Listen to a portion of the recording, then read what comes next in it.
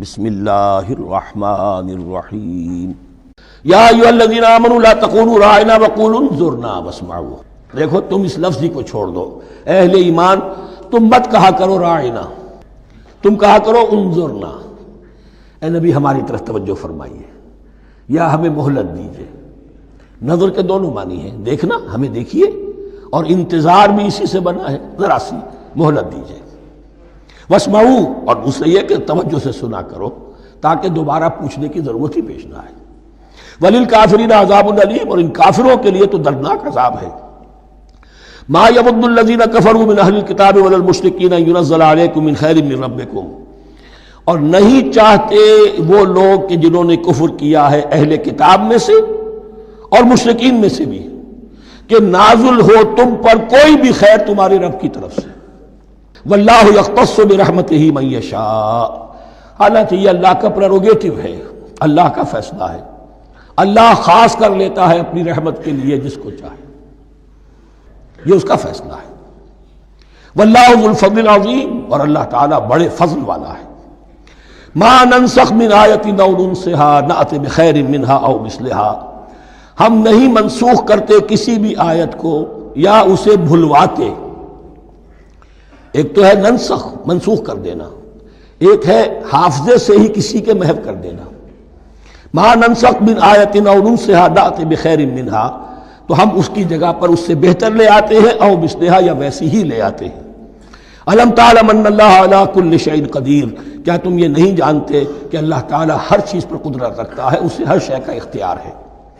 الم تعلم ان اللہ لہ ملک السماوات والارض، کیا تم نہیں جانتے کہ اللہ کے لیے ہی اختیار مطلق ہے، بادشاہی ہے آسمانوں اور زمین کی۔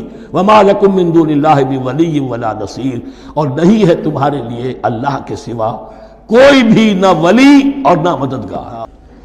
ام تريدون ان تسألوا رسولکم کما سئل موسیٰ من قبل، کیا تم یہ چاہتے ہو کہ سوال کرو یا مطالبہ کرو اپنے رسول سے بھی اسی طرح کے جس طرح کی باتیں کی گئی تھی موسیٰ سے پہلے؟ مثلا ہم دیکھ چکے ہیں کہ ان سے کہا گیا کہ ہم نہیں مانیں گے جب تک کہ اللہ کو دیکھ نہ لے عیاناً، یا اسی طرح کے اور مطالبے جو حضرت موسیٰ علیہ السلام سے کیے جاتے تھے۔ یہاں مسلمانوں کو سکھایا جا رہا ہے کہ اس روش سے باز آؤ، ایسی بات تمہارے اندر پیدا نہیں ہونی چاہیے۔ وَمَن يَتَبَدَّلِ الْكُفْرَ بِالْإِيمَانِ فَقَدْ ضَلَّ سَوَاءَ السَّبِيلِ، ظاہر بات ہے ایسی حرکتیں بھی اب مسلمانوں میں سے بھی جو منافقین ان میں شامل تھے وہی کر رہے ہوں گے۔ اس لیے فرمایا کہ جو کوئی ایمان کو ہاتھ سے دے کر کفر کو لے لے گا، یعنی منافق چونکہ دو طرفہ ہوتا ہے، اب اس کا بھی امکان ہوتا ہے کہ یکسو ہو جائے کفر کی طرف، اور اس کا بھی امکان ہوتا ہے کہ بالآخر یکسو ہو جائے ایمان کی طرف۔ مذبذبین بین ذالک کی کیفیت میں جو مبتلا ہے، اس کے دو یہ امکانات ہیں۔ تو جو کفر کی طرف جا کر مستقل طور پر راغب ہو گیا اس کا ذکر ہے۔ وَمَن يَتَبَدَّلِ الْكُفْرَ بِالْإِيمَانِ فَقَدْ ضَلَّ سَوَاءَ السَّبِيلِ، تو وہ تو سیدھی راہ سے بھٹک گیا۔ وَدَّ كَثِيرٌ مِّنْ أَهْلِ الْكِتَابِ لَوْ يَرُدُّونَكُم مِّن بَعْدِ إِيمَانِكُمْ كُفَّارًا، اہل کتاب میں سے بہت سے لوگ ہیں جو چاہتے ہیں کہ کسی طرح لوٹا کر لے جائیں تمہیں تمہارے ایمان کے بعد، پھر کفار بنا دیں۔ یہ ایسے ہی ہے کہ جیسے کسی بلی کی دم کٹ جائے تو وہ یہ چاہے گی کہ ساری بلیوں کی دمیں کٹ جائیں کہ وہ کوئی علیحدہ سے نمایاں نہ رہے۔ تو وہ چاہتے تھے کہ یہ چیزیں جو ہیں ان کو واپس لے آیا جائے، اہل ایمان کو بھی کفر میں لے آیا جائے۔ حسدا من عند انفسہم، اور یہ ان کا طرز عمل ان کے حسد کی وجہ سے کہ کیوں یہ نعمت جو ہے ان کو دے دی گئی۔ من بعد ما تبین لہم الحق، اس کے بعد کہ ان پر حق بالکل واضح ہو چکا ہے، وہ جان چکے ہیں، پہچان چکے ہیں، کسی مغالطے میں نہیں ہے، غلط فہمی میں نہیں ہے۔ فاعفوا واصفحوا، یہ بہت اہم ہے مقام۔ تو اے مسلمانوں تم معاف کرتے رہو اور صرف نظر سے کام لو۔ فاعفوا، معاف کرتے رہو، درگزر کرتے رہو۔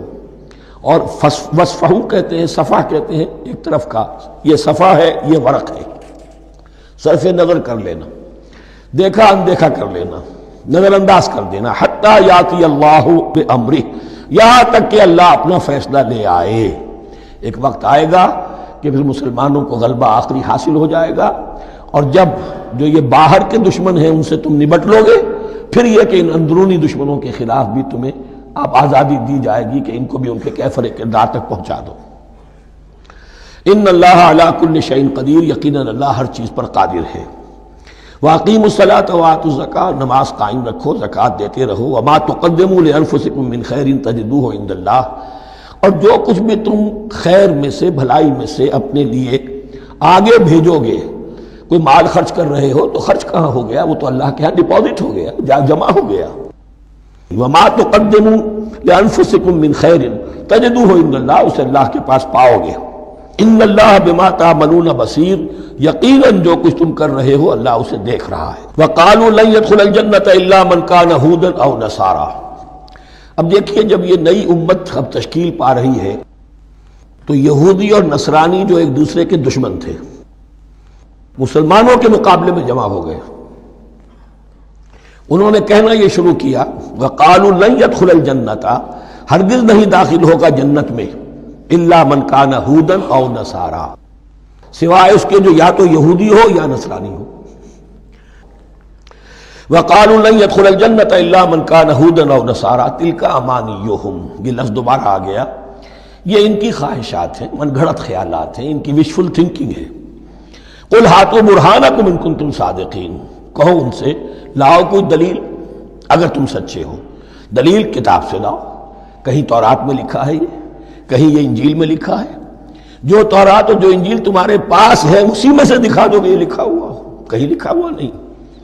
اب یہاں پر وہ یونیورسل ٹروتھ آ رہا ہے، بلا من اسلم وجہہ للہ وہو محسن، کیوں نہیں، ہر وہ شخص کے جو اپنا چہرہ اللہ کے سامنے جھکا دے اور وہ محسن ہو، اس کا رویہ صدق پر، سچائی پر، حسن کردار پر مبنی ہو، سر کا جھکانا منافقانہ نہ ہو، جزوی نہ ہو کہ کچھ مانا کچھ نہیں مانا۔